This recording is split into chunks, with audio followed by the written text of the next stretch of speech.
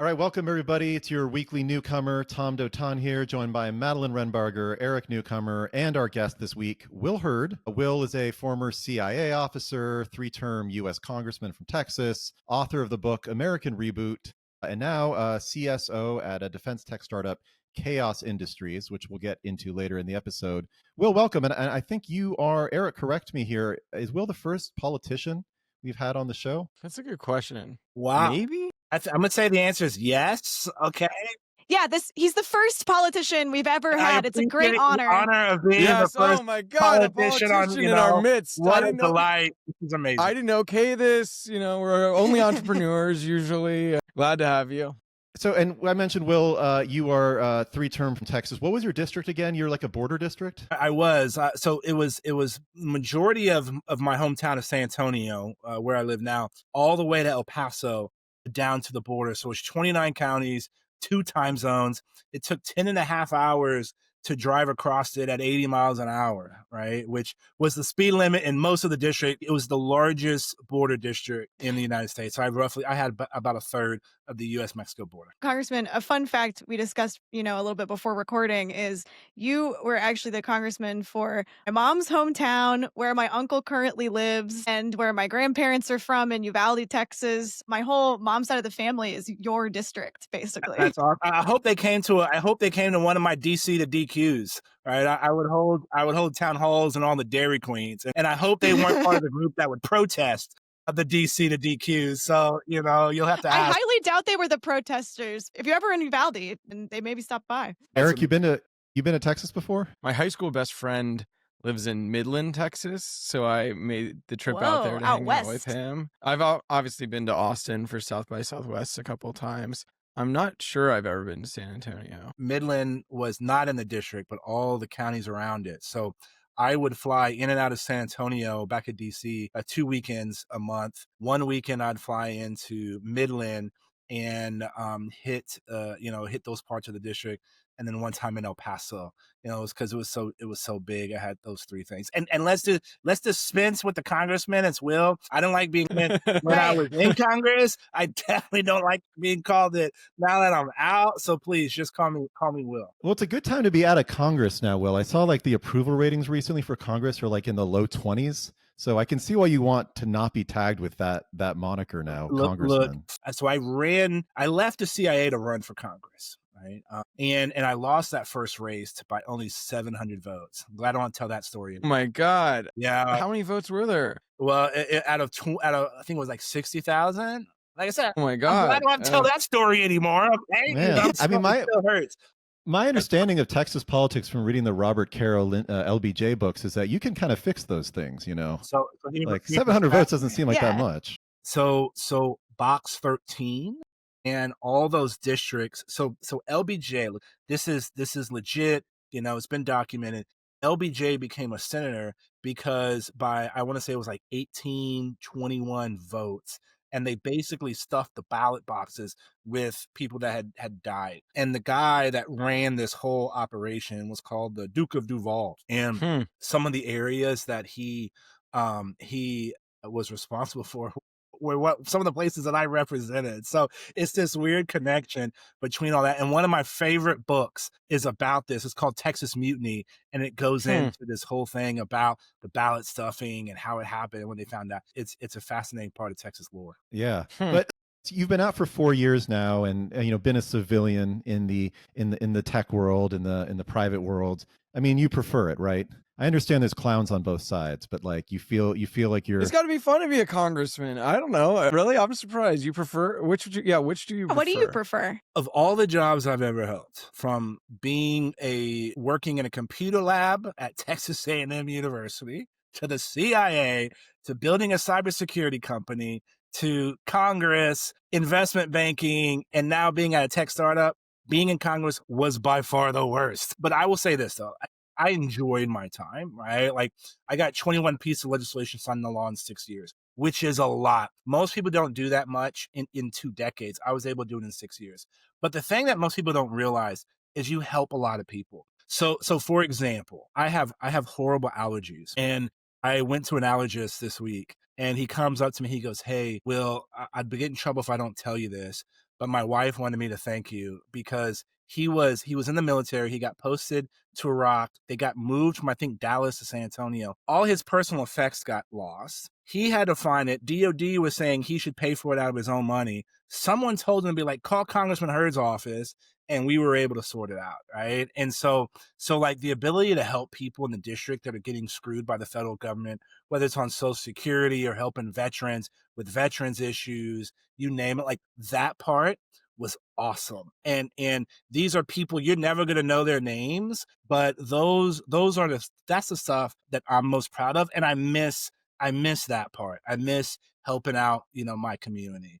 But the back and forth, and look, I like solving problems, and my district was 50-50.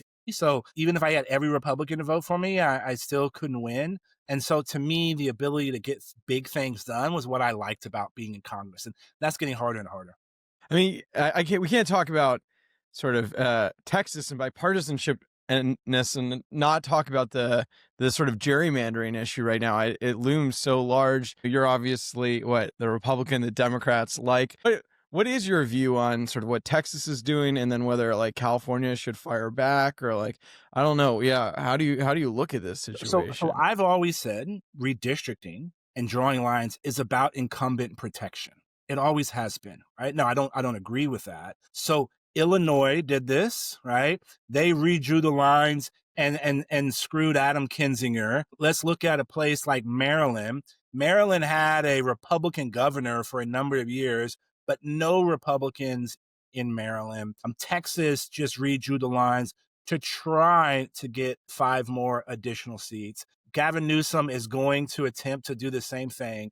It seems like, look, he's probably going to spend as much political capital as he needs in order to match what Texas is doing. So saying one group is bigger or better or worse than the other, Republicans and Democrats across the country have been doing this for a really long time. Now, if I had a magic wand, I would say no district can be more than +6 in either direction. +6R or +6D, a 56% Republican district or a 56% Democratic district, in my opinion, is a jump ball. And so that forces people to have real conversations in November. And that causes people to get problem solvers, not bomb throwers. And right now, the number of contested districts where the people voted for their person for the president from one party and their congressman from another party, it's the lowest it's ever been in the history of Congress. Was that ratio you gave, the 56%, or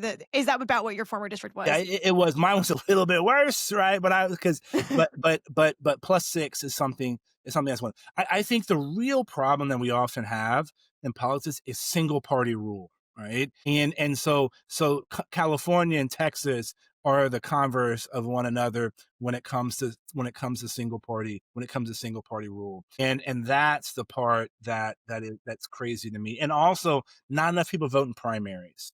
At the number of people that vote in primaries on average in a congressional district is like 60,000 people. That's crazy. That means like 30,000 people get to decide. Majority of people that go into district. So that would be my one suggestion to everybody, regardless of what your political leanings are. If you vote in primaries, that's where a lot of things get decided. There's usually better candidates that may not have the financial resources or the name ID. But my PSA for today is go figure out when your primary is and go. I mean, I mentioned it kind of in joking earlier, but like you look at the approval rate of Congress right now, I imagine part of the reason you wanted to leave was that you maybe saw where things were going, and someone who is a Republican that's liked by Democrats doesn't really have a future in the Republican Party. But that sort of gerrymandering and having these wildly, skewed districts, do you think that's part of the reason that overall there's just such a deeply cynical and negative view of Congress from both sides right now? I think that is part of it, because you have elected officials that are only speaking to a very small percentage of the population. So if each congressional district is roughly, let's call it 800,000 voters, right? If you take 30,000 voters, the people that get them elected in the primary, that's like 3%, if my math is right, 3 or 4% of the entire population. And so you have an elected official that is speaking to a very narrow group of people and ignoring everybody else. and that is what's creating some of these problems. What do you think about these what- celebrity kind of Congress people that have jumped up in the past couple of years to become these social media stars? You've got your Nancy Maces or your Marjorie Taylor Greens, people who exist largely as kind of quasi firebrand political celebrities that matter more to people probably outside their district than the ones within it. Sure, that but seems like a a lot more of people recent continue to phenomenon. get elected in their districts, right? And I'm never going to criticize somebody for building a large social media following. If you don't know how to leverage that tool to connect with people, then you're not going to be able to get elected. What I would like to see is more people focusing on addressing some of these unique challenges that we're faced with today. Right? My concern has always been that the United States of America staying the most powerful, most important economy in the world is not a fait accompli. And there's a number of issues from federal level issues down to local issues that have to be addressed. And so being able to talk and try to solve some of these very complicated issues requires people that are willing to roll up their sleeves and solve problems. And so look, my social media footprint would be 10x what it is if I said crazy Right. things, right? That's just not me. And so yeah, I would say you would see that the numbers of people that appreciate their member of Congress higher if people solve problems. And look, my time in Congress was a perfect example of that. I had a great name ID amongst all brands of folks, partly because I tried to solve problems, right? Look, I was the cybersecurity guy in Congress. I was the IT procurement guy in Congress. Nobody's ever, when they've gotten a poll, or be like, what are your top 10 most important issues in Congress? Nobody ever says cybersecurity, right? Right. Or IT procurement. But I was able to work on these real challenging problems and then articulated why a farmer in West Texas should care about something like that. And so it's See, that hard. has nothing to do with the Cracker Barrel logo. Do they still sell audiobooks at Cracker Barrel? That's my question, I don't know. Did they ever? Oh yeah. I went Really? to, actually, the first Cracker Barrel I went to in my life was in your district, was in San Antonio. I went back a few months ago when I was in Florida, and this doesn't get talked enough about, in my opinion, in the discourse. Terrible food. Just bad food. You're not running for office here, I guess. Look, Yeah. send your comment to Tom at I'm happy to do a whole Cracker Barrel food episode. This is our strategy. Bait, elected officials, former elected officials into shitting, mainstays of America. Yeah, it's no Whataburger, Adoration. right? But it is Exactly. actually There you go, fascinating to me Tom. that more people know what Cracker Barrel is. I didn't realize it was so well known. But Madeline, to your point, when I left, so I graduated university at Texas A&M in May of 2000. And in October of 2000, I drove my car to Washington, D.C. And this was literally the day of the USS Cole bombing. This was the USS Cole, which is a destroyer in the U.S. Navy, off the coast of Aden in Yemen. And this was kind of my introduction ultimately to Al-Qaeda.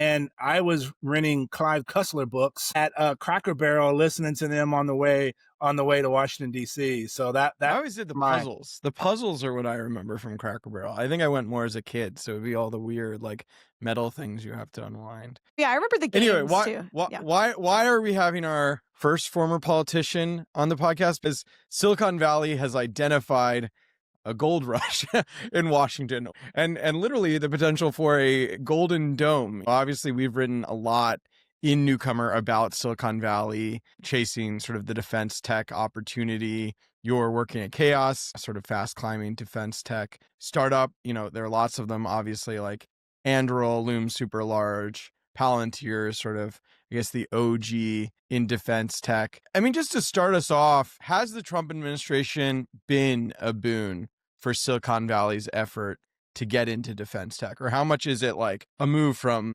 Biden, no fun, Trump, lots of money for defense tech startups? Or is it muddier than that? Or what are you seeing in terms of this president and the opportunity? I think the Trump administration is definitely saying, hey, we are doing things a little bit differently. And we are willing to get rid of many of the sacred cows, especially when it comes into the procurement. And there's the most recent thing that happened was there was an entity that all the senior generals across the services would work on requirements, and some of those requirements, like one simple requirement would take potentially 800 days to go through this approval process. This was recently abolished. So there's efforts like And that. 800 days, the startup might not live that long if they can sort of get a signs of revenue faster than that. So yeah, clearly hard. For sure. But I would also say that one of the things that has really changed and caused this gold rush, as you say, was the Ukraine war, or is the Ukraine war. This has shown that warfare has changed. Right? Warfare is now about speed. How fast can you get that autonomous thing to do something? It's about scale. Mass and quantity overwhelms what in DoD they call exquisite, right? These are basically, it's a fancy way to say something super expensive and took years to develop. Exquisite. I didn't know that was a term of art. It really is. It really is a term. And so this is how the way warfare has changed is where opportunities for people that can move fast, right? But here's the reality. Now, some would say, is there a bubble in defense tech already? You got to be able, your product has to work out of the box, and it has to work every time. And you better be ready to produce a shit ton of them, in a short period of time. And that is the need in our military. So if you're not able to operate in a place like Ukraine, which is the current battlefield, the electronic warfare, the jamming, the use of autonomy, the use of counter UAS systems. Drones to put it. Yeah. I mean, drones are Yeah. key to this, right? I mean, like drone warfare, that's the thing we're building at scale and combating, right? Or is that dumbing it down too much? No, you're not. That's the current thing, right? Like that is one element that we have to address. Why? Because of air superiority. Air superiority is a term that we have forgotten or taken for granted because the United States of America's military has always had air superiority since basically the end of the Korean War. And air superiority allows our troops on the ground to be able to do their thing. It allows commerce and commercial aircraft to travel around the world.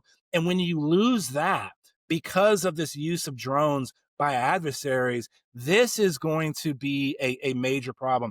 And we've already recognized that we don't have the drone fleet necessary. We see our adversaries like Russia, China, and Iran increasing theirs. And so if you see a increase in that drone activity, then guess what? You need to be able to do the counter drone as well. And you can't have a system that's $1 billion that shoots a rocket that's worth $600 million at a drone that costs $20K, right? So this is the asymmetry of warfare is one of the things that is changing the game. Yeah, so that seems like, I mean, I was just in Southern California last week, actually. I was over at Day One Ventures event, but they also have a ton of portfolio companies in El Segundo right now building things, you're either making the rounds. Yeah, I did all my these, rounds. Defense tech startups want you to like sign NDAs. You have to be like, oh no, we write about these.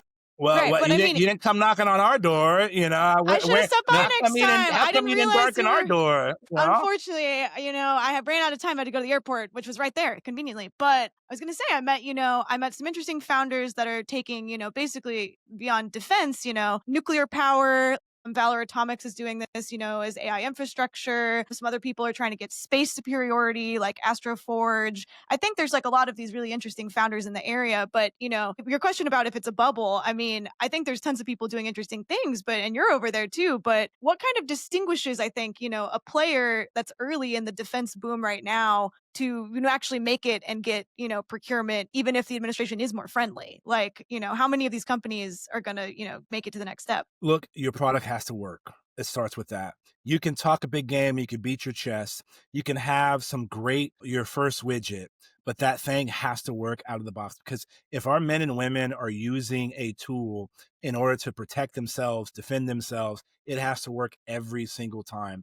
And I think that is where many companies have a problem. You do these exercises where the military basically says, give us your product, we're going to run it. They kick the tires in essence, and the things don't work. Right. So that is, it sounds so basic. Because they're hardware companies fundamentally, right? It's like hardware is hard in any area of tech. So why within, defense tech would it be any different? I sometimes think VCs like didn't understand that when they got into the space, is they were like, oh, look at all this money that's here. Fundamentally, they're trying to build like highly technical and sophisticated drones that in any industry, let alone like defense, would be hard to like sell and promise. And it's like a battlefield technology, right? Like it's like the stakes are higher than it would be for like a wearable that doesn't work. Exactly. The stakes are higher, but Tom, here's the other difference where you're seeing all these companies that Madeline's able to go see is because there's now private investments in this. When I left Congress in, I guess it was January 21, I was a free agent and I joined Allen and Company, the New York merchant bank. Nobody wanted to invest in a company that was dual use, right? Let alone Uncle Sam is customer number one and only. The ability for a company like us, Chaos, to have $500 million, right, is going to allow us to have a runway to produce that product at a time to meet the procurement cycles of the government, of the testing, the evaluation, and then administration. Maybe there's a good time just to say directly what Chaos does so that people know. Yeah, look, Chaos, we are a defense tech company. We're based there in LA, technically Hawthorne. We have an office in Washington, D.C. And one of our first products is a radar. It's a counter UAS radar. One of the things that's special about us is we can see big and high and far and small, low and near, all at the exact same time. We've operated in Ukraine, in the cold, and it's been baked in the hot sun of the Middle East. We're in activities with the Army, and we're doing a number of projects with the Air Force. And we have figured out a way to be a fraction of the cost, about 10 times less than others, and see even further. The idea is if one thing is blown up, it's not going to like ruin the whole budget, right? That's part of it, and it's sort of tracking these drones everywhere.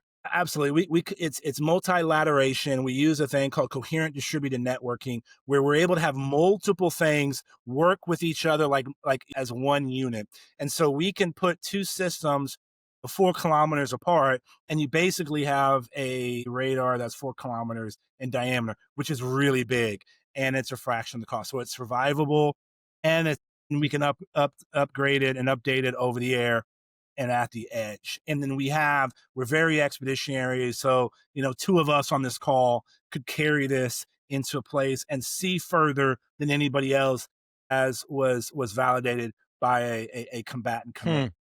And so it's a fascinating, I didn't think, for me, when I was leaving investment banking, I didn't think I was going to be slinging radars. Have you carried one around with somebody? You're saying any 2 of us could carry it. Have you fact checked that? Like, Yeah. have you tried? Are you? Well, no, we like, that's how we put it. That's how we put it in places. But what was great for me was the team. It's an amazing team. Our 2 co-CEOs, Bo Marr is literally a genius, right? That has leading this tech.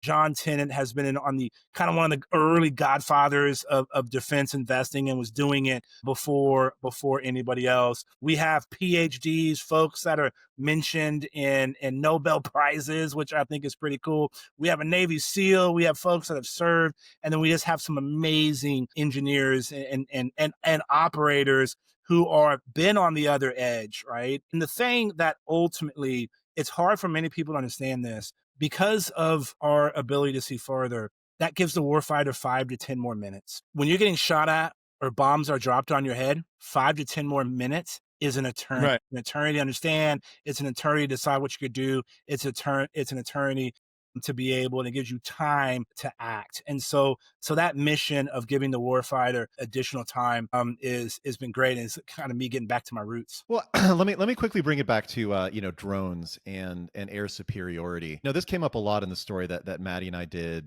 or we've been writing a lot of defense tech stories recently. Is the possibility of air superiority in a time of, man, we're like a military tactician podcast now. This is great.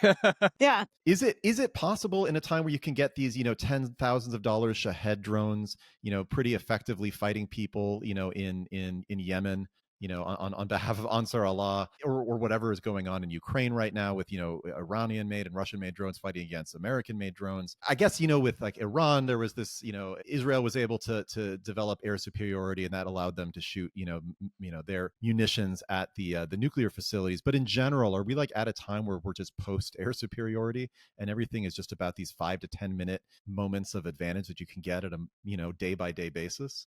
A great question. And the answer is no.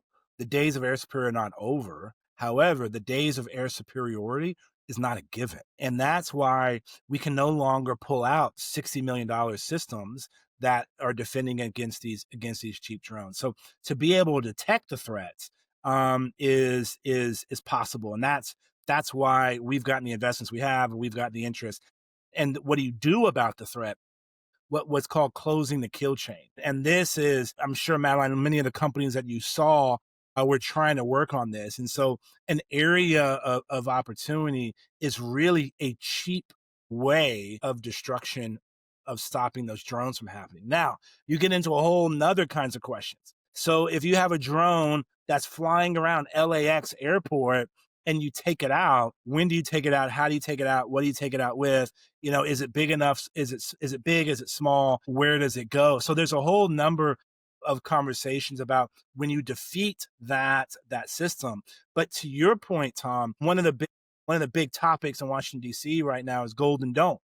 I And love it. and look, Golden Dome is important. Being able to defend against ICBM, intercontinental ballistic missiles that get launched from one of our adversaries' land, go into space, come back down and hit something, right? And defending against this is important. But the reality is, the real threat and the most immediate threat that's going to happen to us is that van that has a bunch of drones parked next to a power plant. It's going to be a cruise missile, which is low and slow. And I'm sure y'all watched Maverick, Top Gun 2. Top Gun Maverick? Yeah, Top Gun Maverick. Yeah. Go on. Great movie. Speaking my language. Right? Yeah. But that part where like they all had to fly real low under the radar. Like that's a reality. Like that is not just some Hollywood thing. That's a reality in real life. And that's what cruise missiles and drones, are able to get under and take advantage of terrain masking and fly under the radar. So you got to be able to see that stuff. And that is probably the more likely threat because it's cheaper. Our adversaries are being inventive in developing these kinds of systems. And we got to be able to protect against that. But air superiority, domain superiority is not something we can give up. And we've been talking a lot about air, space, and part of Golden Dome is defending things in space. But space is truly a contested environment now. The Chinese are building satellites that have a claw. Okay, let me tell you, the only reason you have a satellite with a claw, I didn't know that. is you're going to grab something or knock something else out. Right. And most people don't realize, people are like, space, schmace, who cares, right? The amount of stuff that happens in space that impacts us terrestrially is super important, from GPS and how we get around to our telecommunications. So that's another area that is really kind of cutting edge, and a lot of investments in the tech space are going into this space. I met with this, company that was, considering it's called StarPath. They're building the devices to help us, colonize Mars, really moonshot idea. But they're talking about Mars as, like a frontier that we want our people on, as we go into space, and space, you said, remains uncontested. A lot of this investment is really looking to the future in that part of the country where your head company's headquartered right now. But that sort of gets to what I was going to ask. It's like, okay, Mars, like it's good to have a positioning there someday. But what is the war that this defense tech industry is building for? Like you said in the beginning,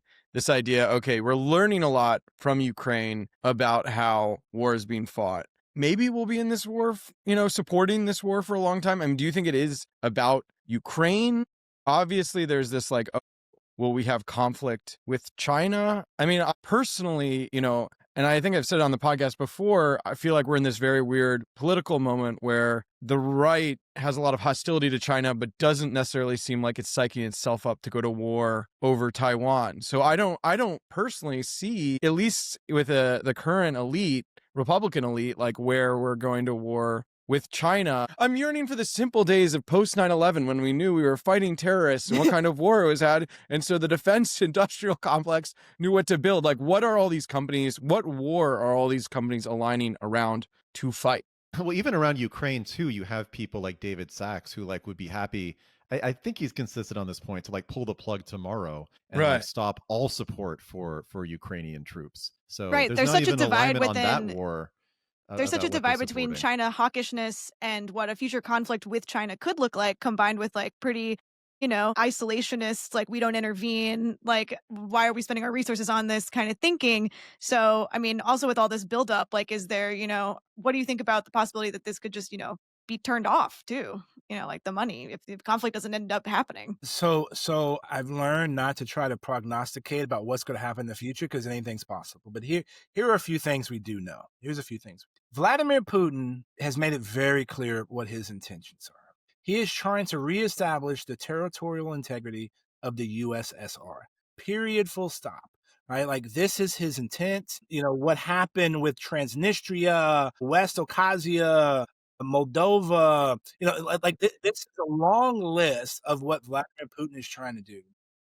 I just came back. The Center for European Policy Analysis invited me to go to Denmark and Norway to talk about autonomy in the Arctic Circle, right? And our friends over there, our Scandinavian and Nordic friends, the Arctic Circle is about how the Russians are trying to control that in order to have a second strike capability on the United States, right? The Russians have made this very clear. So we have to be prepared for that. So there's no debate, how we prepare, what we should do. Oh, and by the way, I think it's better to deal with Vladimir Putin, the Russians, by spending 2% of the to support. Right. Obviously, I'm aligned with that. I feel like the Democrats are aligned with that. Old school Republicans are aligned with that. Everybody but like one guy and Tucker Carlson seem to be aligned with that. But it's just like you never know if the mood is going to change or where things are going to go. Because guess what? My brother, who sells cable here in San Antonio, Texas, he's like, why? How does this affect me? Right. NATO has been one of the most important alliances in the world. 70 years of peace and prosperity in Europe has allowed the United States to have a trading partner that has increased our economy, has increased our way of life. Now, China. We know that the Chinese government is trying to surpass the United States of America as the sole global superpower. And they're going to do that in about 17 to 22 different technologies. They are, Xi Jinping wants to reestablish and reunify China. That means bringing in Taiwan. Now, will we defend Taiwan? It's a very good question. I don't know the answer. You talk privately with people in Washington, D.C., Republicans and Democrats recognize the importance of that, but we have to be prepared for that. The Chinese are trying to create a dominance in space. The Chinese are trying to go to the moon. They're trying to build a physical structure on the moon. Why are they trying to build a physical structure on the moon? Because it's easier to continue doing operations down terrestrially if you have an actual presence on the moon. And so part of these things is we have to be prepared for this. We still got to worry about what is Iran's response going to be? Right. What's happening to them? Is there going to be another terrorist organization or group to do things? We know narco-trafficantes are bringing in drugs into the country using drugs. Like, these are all the things that we have to be prepared for. But the thing that's missing, and I think all three of y'all have explained this, is we haven't explained to the voting public why all these things matter and why we should be spending hard-earned federal tax dollars towards these efforts and these initiatives. And at the end, it's to ensure that the United States of America stays and the most important economy and power in the world. And one way to do that is through our hard power and our soft power, and we got to have friends. Do you think we will have one or two new Silicon Valley primes in a decade? For sure. Because the existing primes are weak and will fall out, or just... Anduril is basically... Palantir is basically... They're a $500 billion company at this point. And then Anduril... Anduril. That's more Well, but debatable. Anduril is like, look, Yeah. I believe me, it would be a more interesting story for me, but I have not gotten a single person to tell me that they don't have the goods to actually be able to deliver the things that the military wants. Maybe you can be that guy. Maybe you can be the Anduril naysayer. Because Palmer Luckey I'm bothers me. Believe me, it would be a great story. He's I'm a big Kelly proud. Clarkson fan, which I take personally. Well, Palmer and I spent some time on the border when I was in Congress. We were Huh. humping through Carrizo Cane in Valverde County because I was talking about making we needed a smart wall, and some guy named Palmer Luckey calls me. He's like, "I got your smart wall," and I was like, "Have you been on the border?" And we took him and Brian Shrimp and some of those guys down to the border. So look, I think what they have built is fantastic. I think Palantir as your example, but absolutely the innovation, the ability to scale it. We're seeing some companies. Will there be a roll up in the future of a lot of these companies? Who knows? But having another defense prime that's involved in hardware, absolutely. And like I said, that's what we're trying to build at Chaos Industries as well. How much do you think, the government people see it as you startup folks versus like every company having its own brand? Or how much does one company sort of screwing up hurt everybody versus you think, oh, people are savvy enough to know these are different efforts? I think the U.S. military buyers are sophisticated enough to know the difference, right? And look, it's like anything; it's pattern recognition. People that when they come, that they're probably being accurate, or they're adding a little bit more yeast into that story. And so this is about testing, evaluation, right? Like nothing is done by a handshake. When it comes to DoD, you got to drag your equipment somewhere, prove it can do that thing, and you got to do that thing multiple times. And but look, there's frustration with folks that have been doing this for decades. There's frustration with people that have been doing it for only a couple months. That is going to continue to exist. But those that are going to be successful are the ones that deliver, and that gets known very quickly. Your Madeline, company, what yeah. Oh, what go ahead. was your yeast? Putting a little yeast in it, or like the sort of both insanity and people overinflating their startups. I don't know. What was your read? Seeing inhaling a bunch of defense tech startups at once, or what's your read on the insanity level right now? Yeah, I mean, it's hard not to get like really rah, we're gonna take on China when you're down there for a little bit. If you go hang You're out drinking the Kool-Aid too much. if you go We're hang in out trouble. at there's a tiki bar in El Segundo. Well, I don't know if you've been to the Purple Orchid, but that's where everyone hangs out. It's if you go there too long, you get a little, let's go to the moon. But I think there's a ton of enthusiasm, right? And I'm sure, Will, you've seen it there. But a lot of these guys, not all of these teams necessarily have what I would say, like in some cases, maybe maybe other, generals on their board, people from Congress, people with, intelligence information guiding them going into this. So is that going to be a hindrance? Like at some point, do they need to have, kind of the adult in the room to make it work? Well, that's always been a Silicon Valley problem, right? Like lots of, Uber famously, Travis like bristled at some of the like adults in the room, So there have been Silicon Valley companies that have been good at sort of saying, no, we're never going to learn the lessons of the big industry because we're trying to disrupt them. On the other hand, it's selling to government. Well, what is the adult in the something. room? What does the adult in the room really mean for defense tech? It's really about like, listen, if you want to milk the government, if you want to get like all those dollars for a product that maybe doesn't work for 10 to 15 years, here's how you do it.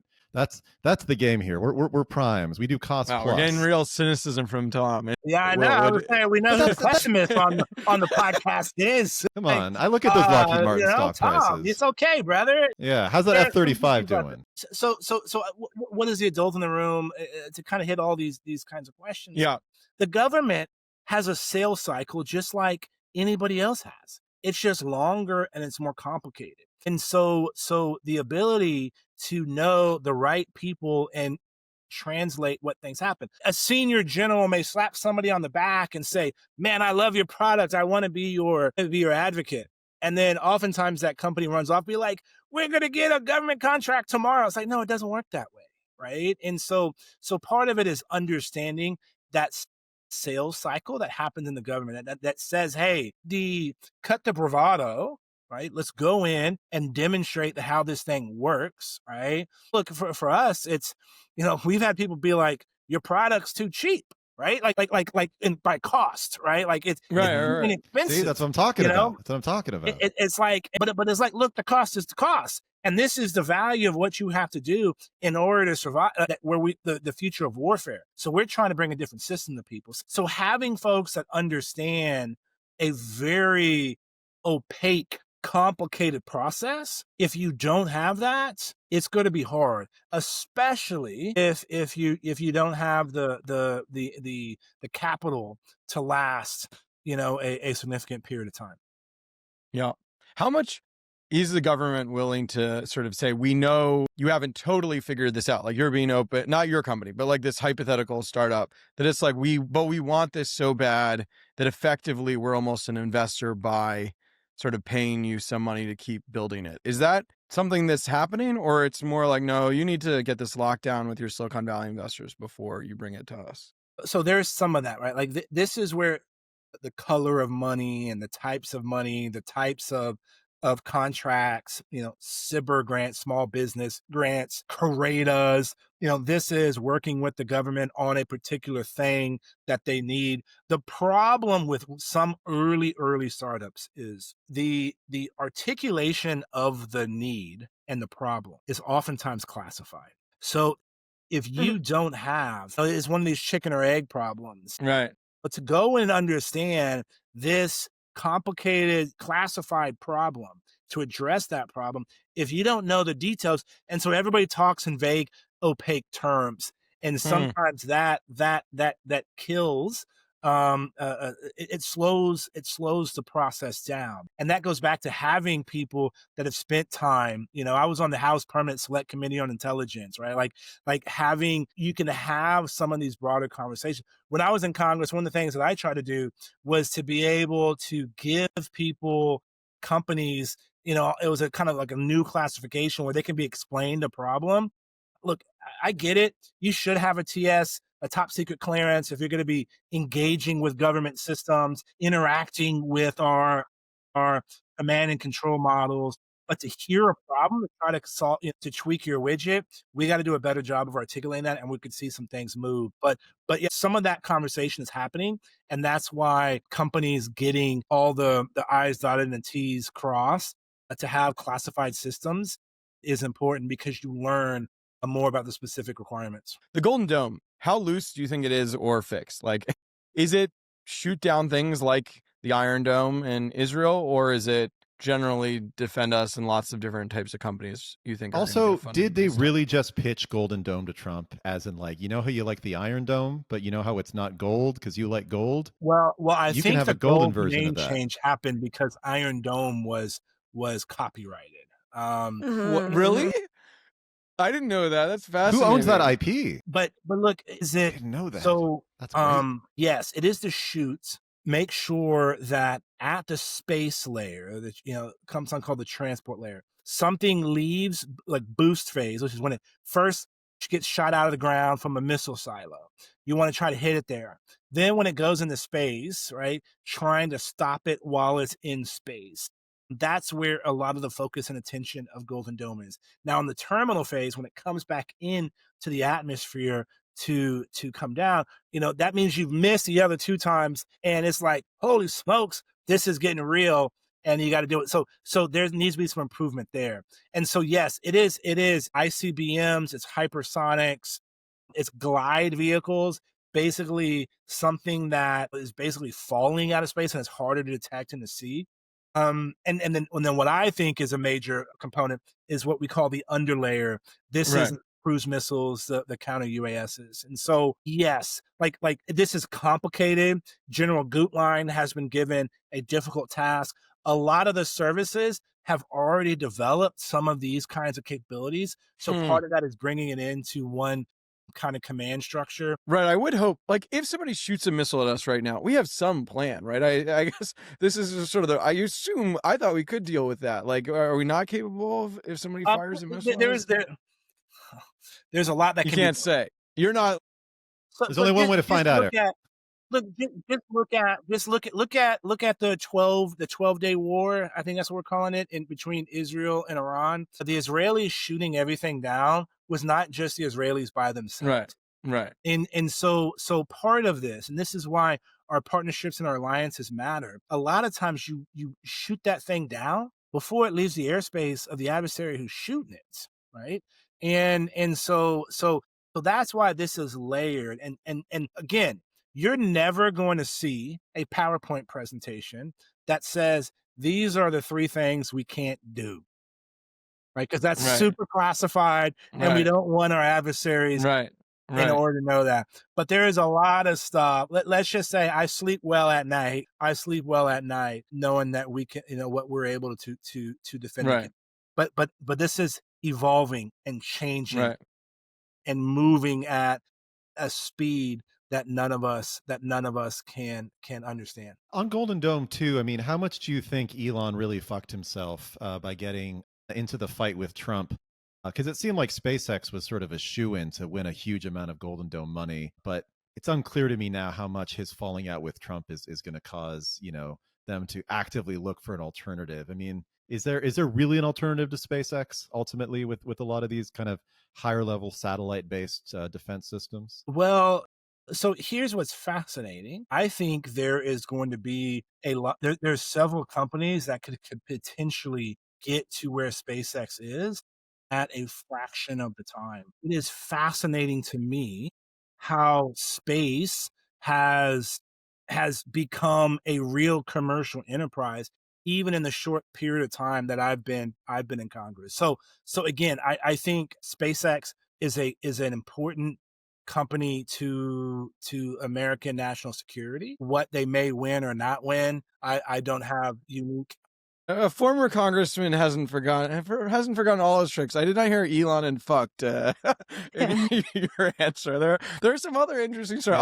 Yeah. We'll let you not let Tom bait you on that. I wanted to talk before we run out of time about just OpenAI. I mean, you were on OpenAI's board. A funny sort of footnote of history is, you depart, and that sort of helps to leave room for the board mutiny after you leave. I don't know if you've said anything about where you stand, but yeah, I'd love any sort of, I don't know, takeaways from working with Sam, your time at OpenAI, and your views on that industry. Well, my time at OpenAI was fantastic, right?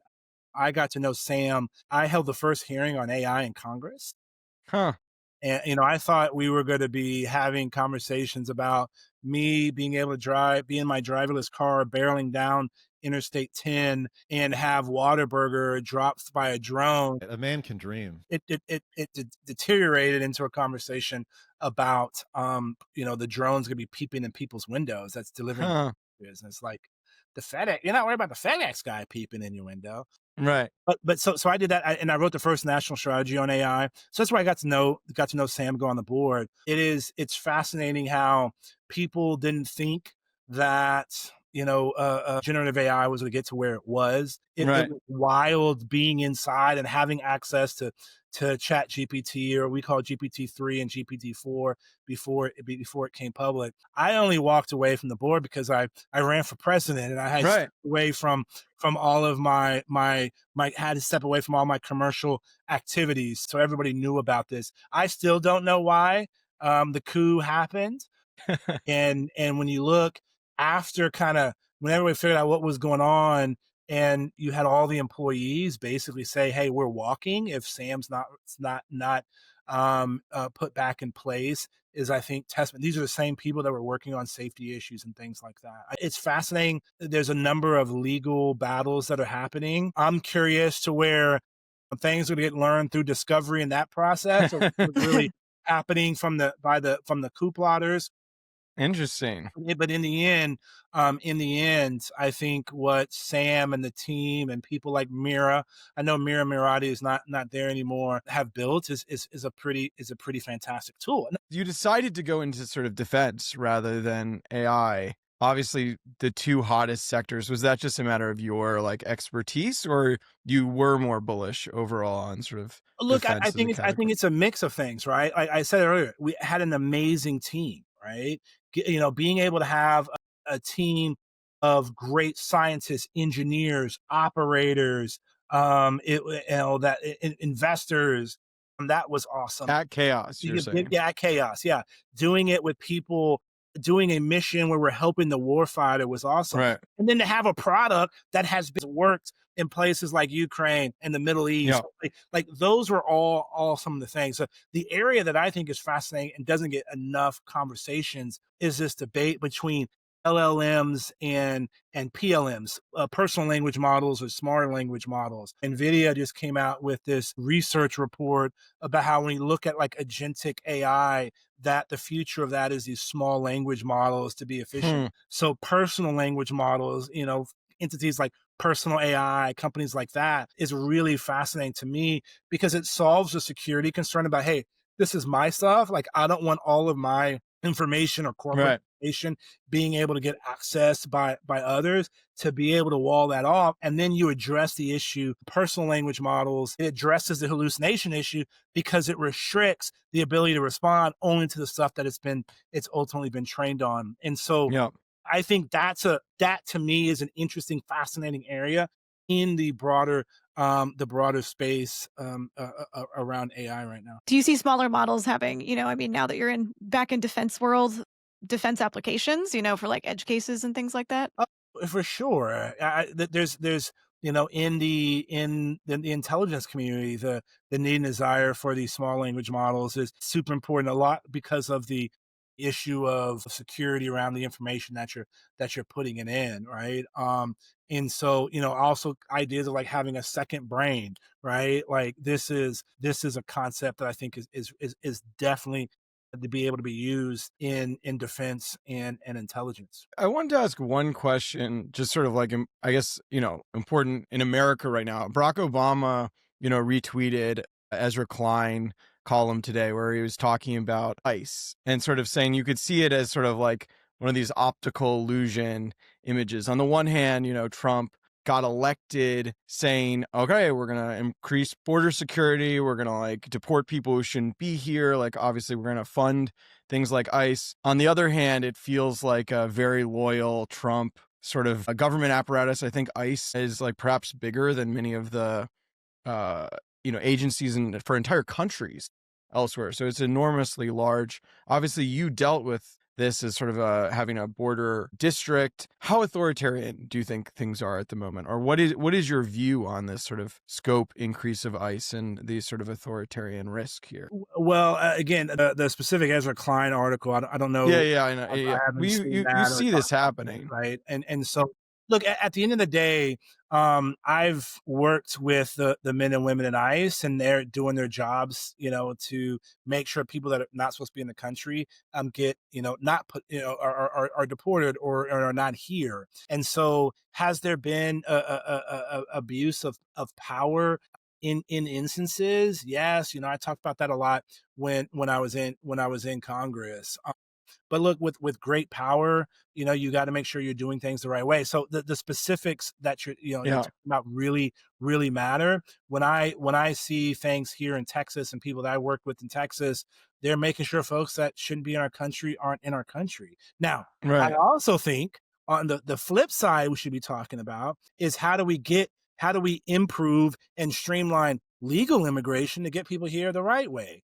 Right. Like, I want more foreign kids to be going to our great universities. And when they graduate from our universities, I want them to stay and go Yundo and all those work at those companies that Madeline got to see. And so, we have benefited from the brain gain of every other country for the last couple of decades. And I want to continue to see that. And I think both of these issues of making sure people that shouldn't be in our country and that we get more people that we want in our country, you got to balance those two things out. And there may not be as much of a focus on the latter, in the last couple of months. You think you'll ever run for office again? Yeah, sounds like a guy who's still thinking about running for office. Well, look, my, it's a fool's errand to think about anything other than the next election. And I'm definitely not on the next one. Look, I'm enjoying my time at Chaos right? I just had a daughter. She's 6 months old next week. Congrats. You know, Congratulations. it's Yeah, amazing. My wife is due in October, so I'll be Oh, joining well, you. look, Sure.